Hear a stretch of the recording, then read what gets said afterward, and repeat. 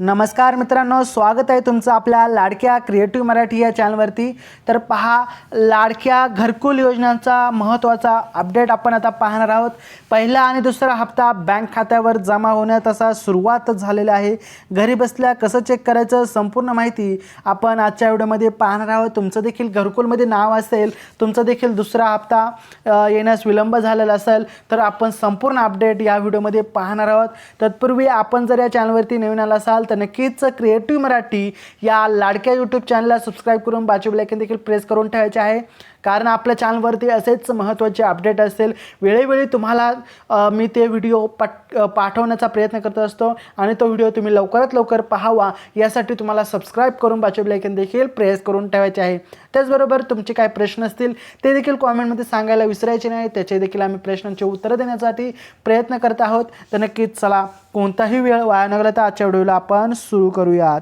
तर पहा, घरकुल योजना अनुदान लिस्ट। शेतकरी मित्रांनो, जर तुम्ही घरकुल योजनेसाठी अर्ज केलेला असेल आणि तुमच्या घराला मंजुरी आहे ती मिळाली असेल तर तुमच्यासाठी एक आनंदाची बातमी समोर आलेली आहे।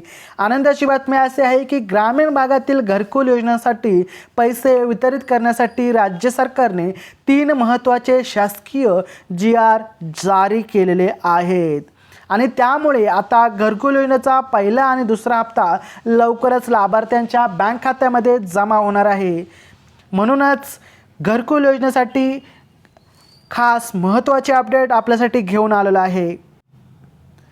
केंद्र सरकार आणि राज्य सरकारकडून निधी मंजूर झालेला आहे। पहा, केंद्र सरकारने आर्थिक वर्ष 2025-26 साठी प्रधानमंत्री आवास योजना ग्रामीण साठी निधी जो मंजूर केलेला आहे आणि हा निधी सर्वसाधारणपर्यंत लाभार्थ्यांसाठी तसेच अनुसूचित जाती आणि अनुसूचित जमातीच्या लाभार्थ्यांसाठी स्वतंत्रपणे मंजुरी करण्यात आलेली आहे आणि यामुळे आता या तिन्ही प्रवर्गातील पात्र लाभार्थ्यांच्या घरकुल बांधकामासाठी आता निधी मिळवण्याचा मार्ग जो आहे तो मोकळा झालेला आहे।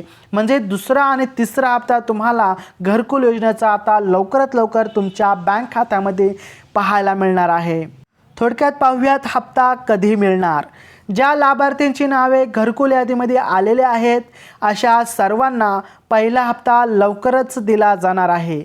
त्याचबरोबर ज्या लाभार्थ्यांना यापूर्वी पहिला हप्ता मिळालेला देखील आहे, म्हणजेच काही लाभार्थ्यांना पहिला हप्ता मिळालेला आहे परंतु दुसरा हप्ता मिळाला नाही, आणि त्याचबरोबर अजून दुसरं आहे की ज्यांना पहिलाही मिळाला नाही आणि दुसराही हप्ता मिळाला नाही त्यांना आता एकत्रच दोन्ही हप्ते खात्यामध्ये जमा होणार आहेत।